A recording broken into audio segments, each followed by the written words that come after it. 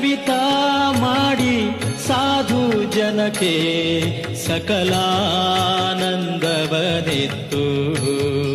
ಆನಂದವನಿತ್ತು. ವಾದಿಯನು ತಾಕಾದು ಗೆದ್ದು ಮಾಧವ ಜಗನ್ನಾಥ ವಿಠಲನ ಪಾದಕಮಲಕ್ಕೆ ಮಧುಪನಂದದಿ ಸಾದರದಿ ಅರ್ಪಿಸುತ್ತ ಮೆರೆಯುತ್ತ ರತುನ ದೊರಕೀತಲ್ಲ ಎನಗೊಂದು ರತುನ ದೊರಕೀತಲ್ಲ.